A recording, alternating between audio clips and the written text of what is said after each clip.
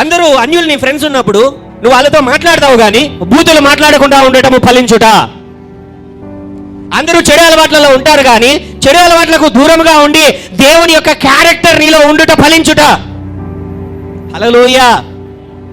అందరూ తాగుతున్నారు, పక్కన నిలబడి నేను తాగను, నేను యేసు ప్రభు బిడ్డను అని నువ్వు చెప్పుట ఫలించుట. అందరూ తప్పుడు మార్గంలో వెళ్తూ ఉంటున్నా, నేను ఆ మార్గంలో వెళ్ళను, నేను ఎందుకు రాను, ఆ పని చేయను అంటే నేను యేసు ప్రభుని నమ్ముకున్నాను. ఆ సమయంలో నిన్ను తక్కువ చేసి తులన చేసి మాట్లాడతారు. ఏమని? నువ్వు మగోడివి కాదురా, నువ్వు వెర్రివాడివిరా, ఎంజాయ్ చేసేదే తెలియదురా, నువ్వు పో చప్పట్లు కొట్టుకుంటా భజన చేసుకోపో, యేసు ప్రభుకు పో, ఎక్కుపో, లేకపోతే నడిపించు నానా వాని పాడుకోపో. ఎన్నోసార్లు ఎంతో మంది నిన్ను నన్ను హేళన చేసేటువంటి వాళ్ళు ఈ లోకంలో ఉంటారు.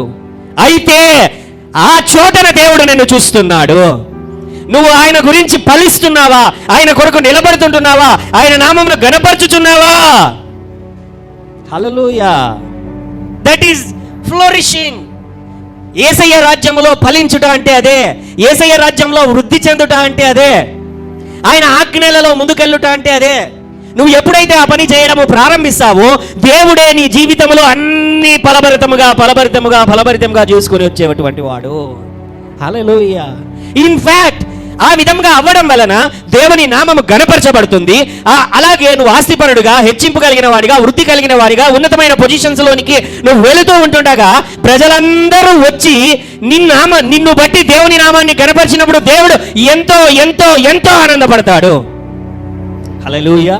అలాగా కాకుండా దేవుని నామాన్ని బట్టి బైబిల్లో ఒక మాట ఉంటున్నదట, నిన్ను బట్టే కదరా నా పేరంతా తిడుతున్నారు నన్ను. ఏముంటున్నది? నిన్ను బట్టే. ఎందుని బట్టి? హల్లెలూయా. గట్టిగా, ఎవరిని బట్టి? అర్థమైందా? నిన్ను తిట్టాలి అన్యులు. ఎందుకు తిట్టాలో తెలుసా? యేసు ప్రభు గురించి ప్రకటిస్తే అన్యులు నిన్ను తిట్టాలి. అది దేవుని నామానికి ఘనత. హల్లెలూయా.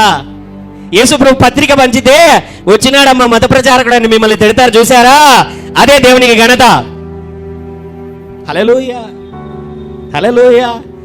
లోకంలో ఉన్న చేపలన్నీ ఇట్లా పోతుంటాయి అన్నమాట, కానీ యేసు ప్రభు చేప మాత్రం ఇట్లా వస్తుంటుంది. అదే దేవుని చేప. హల్లెలూయా. అర్థమవుతున్నా నేను చెబుతున్నటువంటిది? యేసు ప్రభు బిడ్డలుగా మనము ఫలించాలి.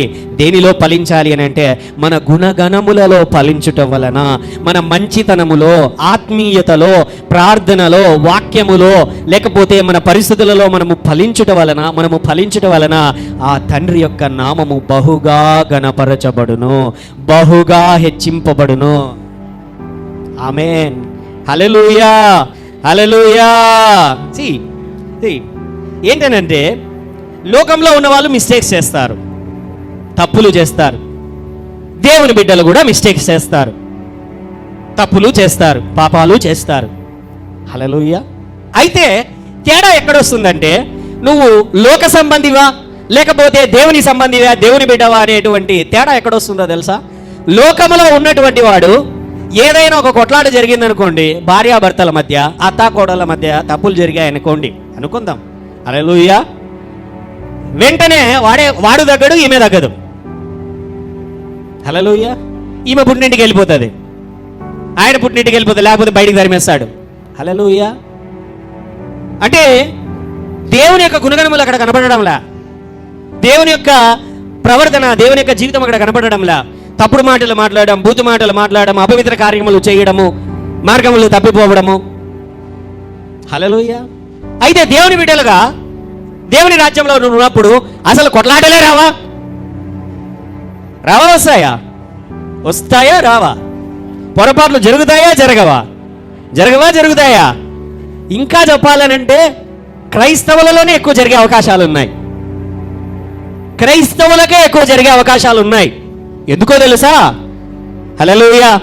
అన్యులందరూ సాతాను రాజ్యం కింద ఉన్నారు, కానీ దేవుని ప్రజలందరూ దేవుని రాజ్యంలో ఉన్నారు. మనకు విరోధెవడు? హల్లెలూయా.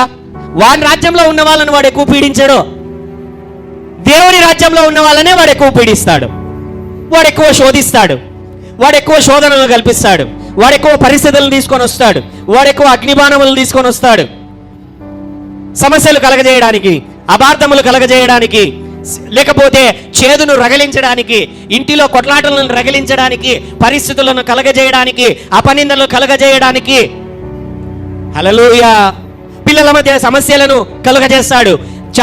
తెలిసి తెలియని వయసులలో చేసినటువంటి పరిస్థితులను కలగజేస్తాడు. హల్లెలూయా. ఆ సమయంలో నువ్వేం చేయాలి? నువ్వు అన్నిటికంటే ఎక్కువగా కొట్లాడుతున్నావా? హల్లెలూయా, హల్లెలూయా. లేదా దేవుని యొక్క బిడ్డగా తగ్గించుకొని, దేవుని యొక్క బిడ్డగా మారు మనస్సుకు తగినటువంటి ఫలము ఫలించుచు, హల్లెలూయా, ఫలము ఫలించుచు నీ జీవితమును సరిచేసుకుని, నీ కుటుంబమును సరిచేసుకుని, నీ పిల్లలను సరిచేసుకుని, నీ బంధుమిత్రులను సరిచేసుకుని, నీ యొక్క జీవితంలో సరైనటువంటి మార్గంలో నడిచి, సాతానుకు నేను అవకాశం ఇవ్వను, సాతాను యొక్క మాటలకు లోబడను, సాతాను యొక్క క్రియలకు లోబడను, నా బ్రతుకును మార్చుకుంటాను, నా పిల్లల బ్రతుకులను మారుస్తాను, నా కుటుంబమును మారుస్తాను, నేను ప్రార్థనలో గడుపుతాను, దేవుని దగ్గర నిలబడతాను అనేటువంటి జీవిత శైలి నీకు కలిగి ఉన్నావా? హల్లెలూయా. లేదంటే సమస్య రాగానే నువ్వెంత, లేకపోతే బయటికి పో, లేకపోతే ఇంకొకటి, లేకపోతే మాట్లాడుకోకుండా దూరం పెట్టుకునేసి ఇంకా దూరం చేస్తున్నావా? బైబిల్ చెబుతున్నది అలాగ దూరం చేయటం వలన ఇంకా సాతాను దాడి ఎక్కువ అవుతుంది. సాతాను మధ్యలోనికి వచ్చి వాడు భరతనాట్యం ఆడతాడు. హల్లెలూయా.